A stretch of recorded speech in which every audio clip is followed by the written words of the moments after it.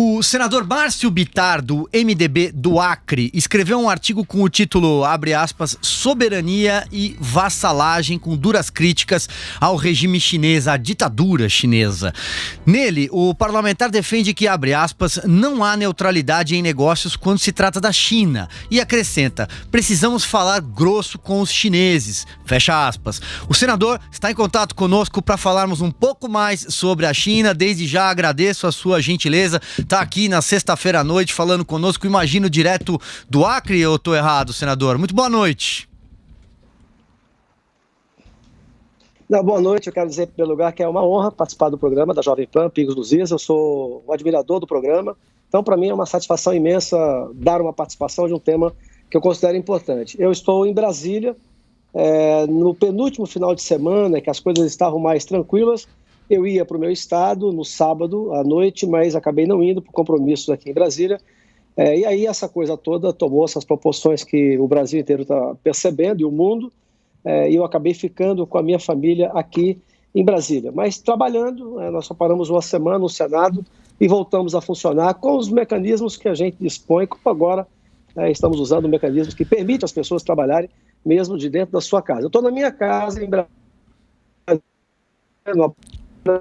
nesse momento. É um prazer participar do programa de vocês. Perfeito. Senador, eu vou aqui então fazer uma pergunta, na verdade, passando a bola para que o senhor explique as suas ideias nesse artigo, especialmente quando o senhor fala não há neutralidade em negócios quando se trata da China. E essa é uma questão que está aí na crista da onda desde que surgiu a expressão vírus chinês. Depois que o senhor falar, também fará perguntas ao senhor o José Maria Trindade, que está em Brasília, assim como o senhor, e também o Paulo Matias, aqui de São Paulo. Então, portanto, passo aí a palavra.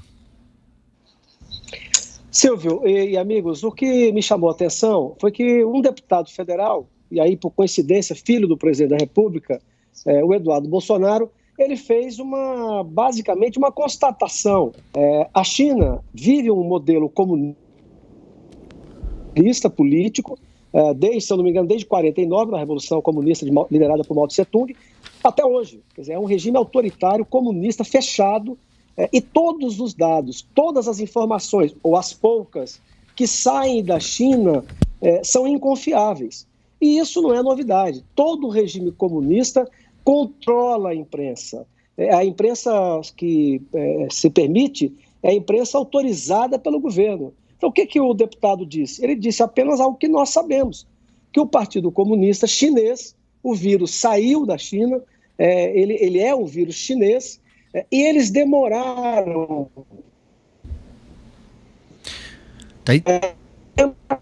Que o médico que alertou o governo chinês, ele foi preso, porque ele não estava autorizado a fazer um comunicado daquele, e que, inclusive, acabou sendo uma das vítimas da própria doença. E quem é o embaixador chinês no Brasil para chamar a atenção e até uma retratação de um parlamentar brasileiro? Quer dizer, a atitude do embaixador chinês, autoritário, imperial, típica dos modelos comunistas, autoritários, como todos eles são, no mínimo, algo fora dos padrões diplomáticos. E o que me chama a atenção é a vassalagem da esquerda brasileira, de governadores da esquerda brasileira, do presidente Lula, chegar ao ponto de mandar uma carta para o governo chinês, do ditador Xi Jinping, o nome... eu não tenho familiaridade com o nome, Xi Jinping, né? Isso. Pedindo em nome do Brasil perdão. Ora, nós brasileiros é que pedimos ao mundo perdão por tudo que o Lula e a petralhada fizeram no Brasil. Isso é que é uma vergonha. Agora, é um regime perigoso.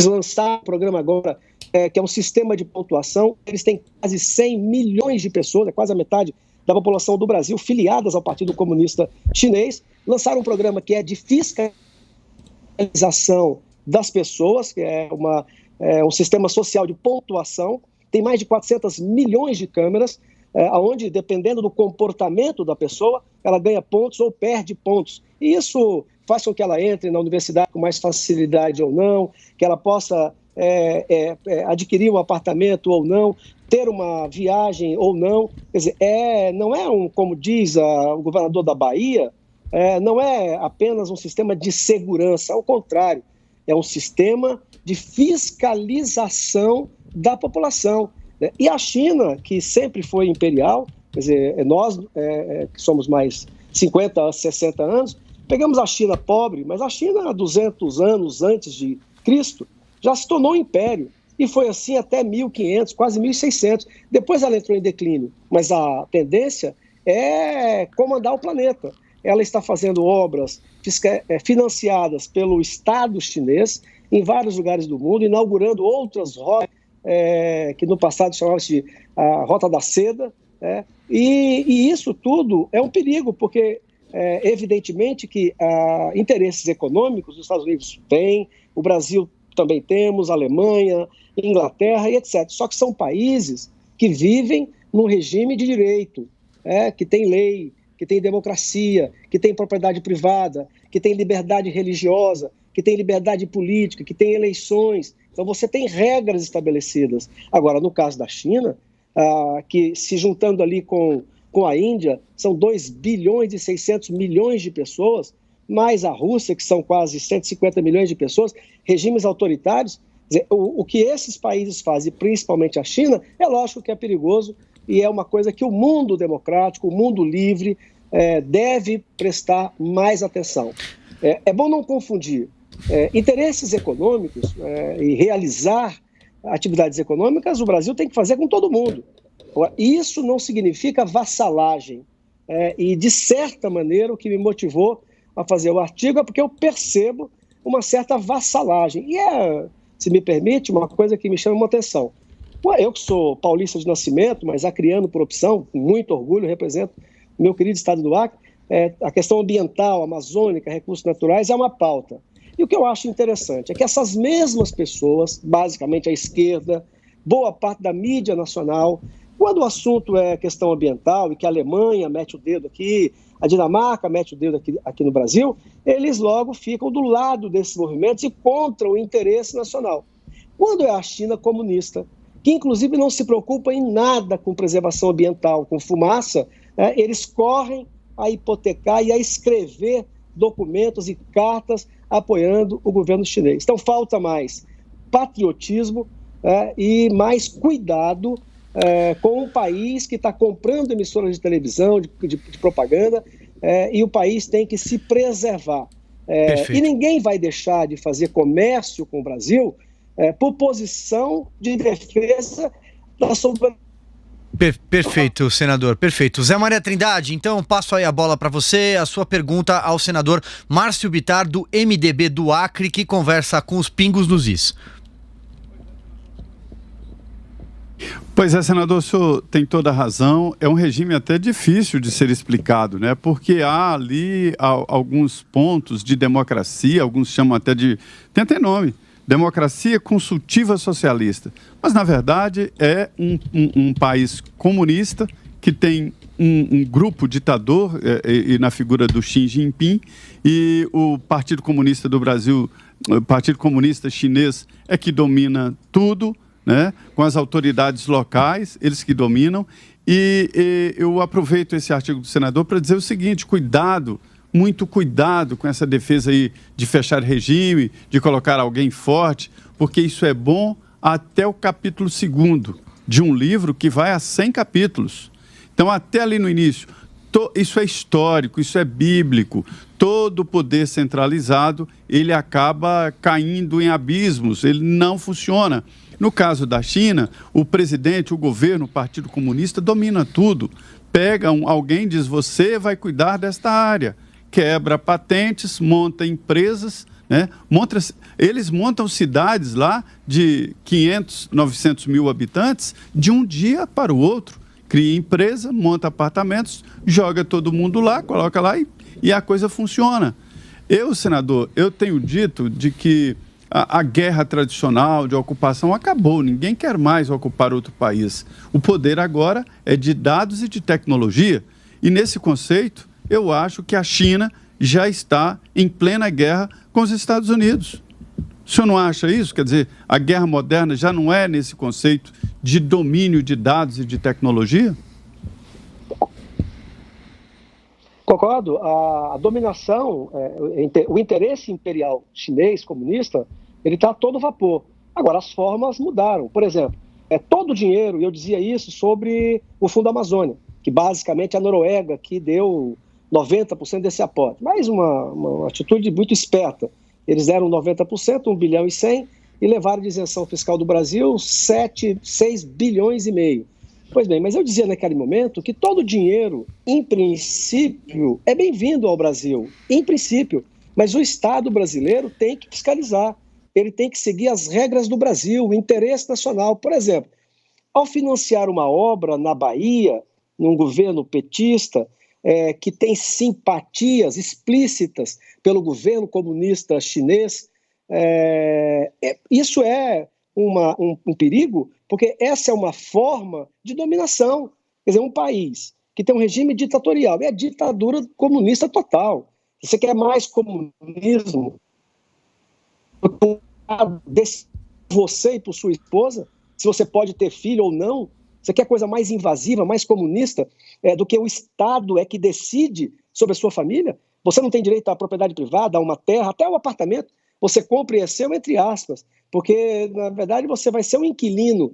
Você não tem direito a transmitir isso para a sua prole. Então, um regime desse, senador, que tem um presidente agora que é ad eterno, ele vai até morrer. Pois não. Deixa eu fazer uma pergunta para o senhor, referente a essa questão que o senhor está falando. Primeiro, parabéns aí pelo artigo, achei um artigo esclarecedor nesse sentido em relação a esse combate às ditaduras, mas eu queria fazer uma análise com o senhor no seguinte sentido, né? Tem muita gente que questiona a gente culpar a ditadura chinesa por essa crise, né?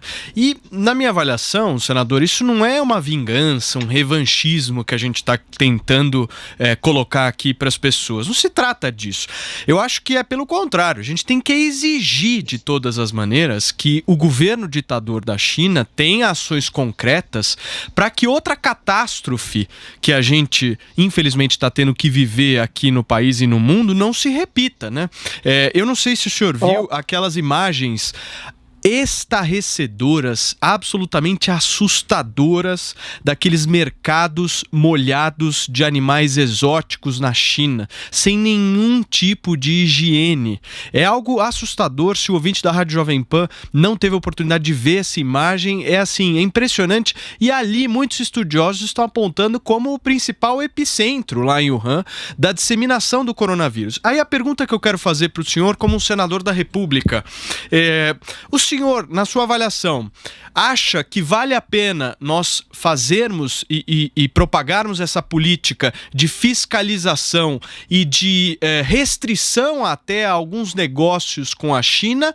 Ou o senhor acha que tem que continuar tudo da mesma forma, visando sempre os negócios, mas também correndo o risco da gente ter qualquer outro tipo de pandemia num futuro? Eu queria saber qual das duas avaliações o senhor acha. O senhor acha que a gente tem que ser firme agora ou o senhor acha que tem que continuar tudo na mesma? Não, o Brasil tem que ser firme. Eu disse agora há pouco, e concordo com a sua fala, veja bem, lá no começo você diz o seguinte: tem pessoas que possam estar nos criticando porque estamos dizendo o que é uma verdade. O que é interessante é o seguinte: a esquerda, que é uma doença mental, nada matou mais nos últimos 200 anos do que essa ideologia maligna, ela faz e fez as piores ditaduras da humanidade e continua fazendo. O Lula, ele pode fazer elogios a todos.